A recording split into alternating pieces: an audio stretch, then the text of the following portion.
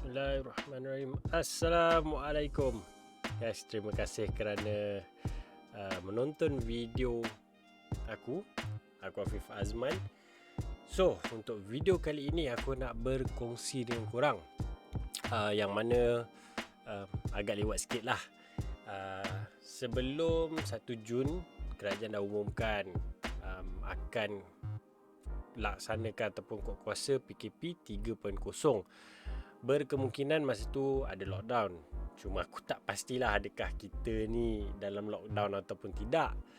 So far tak adalah pengumuman kerajaan yang mengatakan kita dalam lockdown. Dan kalau compare PKP 1 dan PKP 3.0 ni, pada aku banyak perbezaan. Yang mana kalau PKP 1.0 memang jalan tu lengang habis. Jangan kata bandar biasa ataupun pekan-pekan ke apa.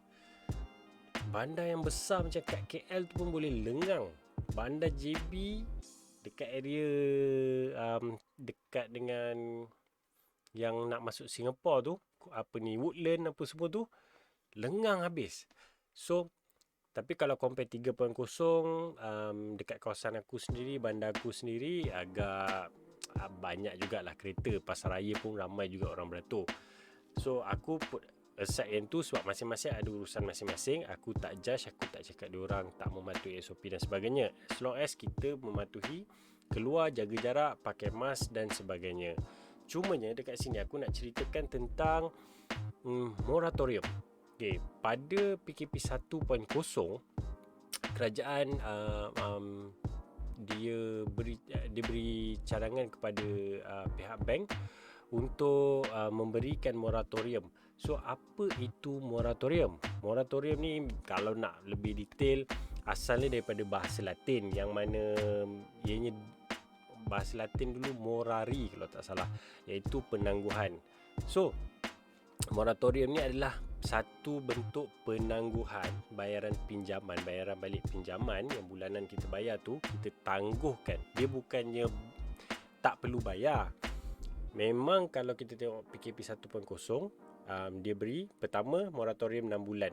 Yang pertama dia bagi 6 bulan. So bukan 6 bulan tu tak perlu bayar, kena bayar bagi yang mereka yang tak mampu dan yang dapat secara automatik. Kena bayar, tapi bayarnya kemudian. So dia tarik tempoh tu. Kalau let's say sepatutnya habis lagi 30 tahun, dia jadi 30 tahun tambah 6 bulan sebab kita tangguhkan. Dan kemudian dia berikan moratorium lebih bersasar kepada mereka yang lebih memerlukan ataupun mereka memohon. Siapa yang tak memerlukan dan tak mohon, tak dapatlah moratorium tu. And then 2.0 rasanya macam tak ada. Okey, PKP 3.0, semua tertanya-tanya, dapat tak moratorium ni? Kalau kita baca artikel yang mana kerajaan dia umumkan bahawa dia tak ada kuasa, kerajaan tak kawal bank untuk ataupun memberi arahan lah kepada bank kena bagi moratorium. So kerajaan tak ada kuasa sebab yang ini tertakluk ataupun di bawah budi bicara bank-bank tu sendiri. So kalau ikutkan, kalau yang pertama dulu memang kita wajib, bukan kata wajib lah, tapi kerajaan cadangkan, sarankan dan semua bank sahut dan terima. Even though ramai yang dekat Facebook semua cakap bank banyak untung dan sebagainya, tapi kita, itulah apa yang kita boleh buat kan, sebab bank tu bukan kita yang punya. So diorang hanya berikan kepada kali ni lebih kepada B40 ataupun B40. Yang M40 tak pasti, tapi B40 boleh mohon. M40 tak pasti. And kalau pada mereka yang boleh kata sepatutnya memerlukan lah, sebab mungkin terkesan daripada tahun lepas 2020, perniagaan, berhenti kerja, gaji dipotong dan sebagainya, bawa sampai ke 2021, sebenarnya mereka sama ada dia B40, M40 ataupun T20, mereka semua mungkin ada yang memerlukan, ada yang tak perlu pun.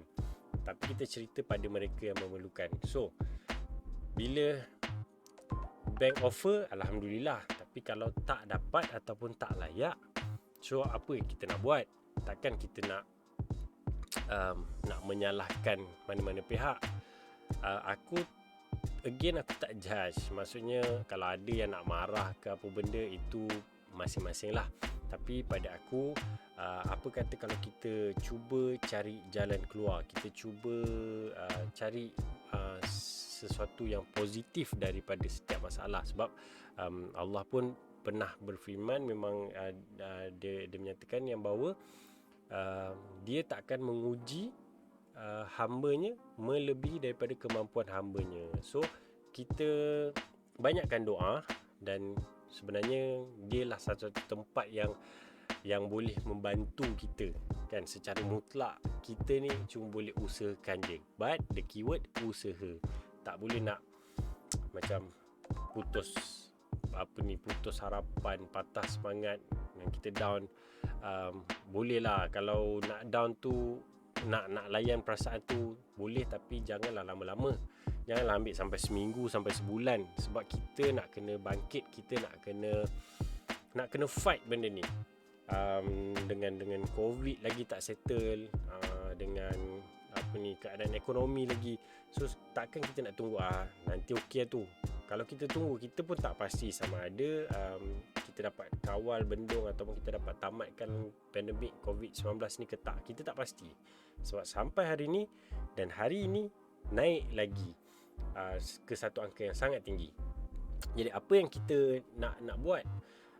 Kerajaan cuma boleh bagi bantuan, mungkin penjana, moratorium. Kalau yang nak beli rumah, stamp duty dapat waive. Kalau nak jual, RPJT dapat waive. Kerajaan boleh bantu sekadar itu saja. Sebab in the end, perbelanjaan kerajaan pun meningkat, pinjaman kerajaan pun semakin meningkat. So tak boleh nak buat apa. Apa yang kita boleh buat adalah kita kena cari jalan untuk membantu diri kita sendiri. So insya-Allah jalan tu ada. Cuma sama ada kita nak dengan kita tak nak. Macam orang nak kurus, kita boleh cadangkan dia, nak kurus, pergilah jogging ataupun main skipping. Tak nak, penat lah nak kena jogging, nak pergi skipping atau nak pergi gym, penat lagi, sakit badan apa semua. Okey, kalau tak nak, jaga makan. Nak jaga makan tu sedap, lepas tu aku ni kan kejap lapar, kalau tak makan gastrik pula. So jangan jadi orang yang ada masalah pada setiap solution. Maksudnya setiap solution yang kita cuba bagi, kita cuba cari benda yang negatif ataupun kita cuba mencari alasan. So jangan, korang kena start from now on, korang kena try to be positive, and janganlah skeptical ataupun macam ataupun kawan-kawan nak berubah kepada perkara yang baik dan positif, kita tak boleh tu baik, apa tu mengarut tu, itu tak apa-apa semua kan. So kalau kita rasa kita tak nak berubah, okeylah, tak boleh buat apa. Tapi kalau ada kawan-kawan, circle kita, saudara mara, kawan-kawan siapa dia nak berubah, kita kalau tak boleh nak support, kita diam je, jangan downkan dia. Macam dulu ramailah kalau aku pergi mana-mana seminar ke, dia kata jangan jadi macam ketam ni, bila kawan dia nak keluar, nanti lagi ketam yang lain semua tarik dia. Sebenarnya semua nak keluar, tapi yalah, kita mungkin rasa macam susah dan sebagainya, dan kita pun ajak kawan kita supaya dia pun jangan keluar sebab kita rasa susah benda tu kan. So tapi put aside that, korang nak tak nak, korang kena positif. Sebab in the end, account bank korang, in the end, perut korang, in the end, korang yang kena sediakan makanan atas meja kan. Nak dengan tak nak, itu terpulang pada diri sendiri. So again, apa yang kita boleh bantu, maksudnya macam contoh, of course kalau aku nak bantu secara beri duit kepada semua orang, of course memang itu bukan kemampuan aku, di luar kemampuan. Even kalau kita ada 1 juta pun, kalau kita bagi seorang RM1 pun tak cukup untuk semua rakyat Malaysia. Tapi kalau dah bagi pun seorang RM1 pun, korang pun ada RM1 je kan. Sama juga dengan apa-apa bantuan yang kerajaan bagi, contohnya RM30 je, RM100, RM200 dan sebagainya. Sebenarnya ianya ada satu amount yang besar, tapi sebab kita terlalu ramai, bila dibahagikan pada semua orang, dia jadi sikit, and kita pun still tak puas hati. Jangan salah faham, aku bukannya menyindir ataupun merendah-rendahkan, tak. Setiap bantuan tu kita hargai, syukur alhamdulillah. Cuma apa lagi bantuan yang kita boleh dapat dan kita boleh bantu diri kita in the long run. Dan mungkin hari ni pandemik, kita tak tahu lagi 10 tahun, kita tak tahu lagi 20 tahun apa yang akan terjadi. Dan perkara ni kalau kita tengok almost setiap 10 tahun ada je cerita dia. Contoh macam sekarang pandemik 2008, financial crisis, mostly hit dekat US. Lepas tu tahun 2000 ada bubble.com. Lepas tu before that 97-98 Asia financial crisis. So almost setiap 10 tahun lebih atau kurang akan ada. So apa persediaan kita? Dia macam seolah-olah kita minta orang hari-hari bagi kita ikan. And kalau sampai satu masa orang tu dah tak ada, kita dah tak dapat ikan. Instead of that, lebih baik kita tanya orang tu, macam mana cara kau dapatkan ikan. So daripada kita minta dia ikan, baik kita minta dia ajar cara kita nak dapatkan ikan tu sendiri. Dan the best part, kita boleh continuous dan cari lebih, dapat lebih, dan kita boleh ajar kepada anak-anak kita dan sebagainya. Again, tertakluk pada rezeki. Kita sebagai hamba, kita cuma boleh usaha. Yang nak bagi rezeki banyak sikit, dapat tak dapat, itu bukan kerja kita, itu kerja Tuhan.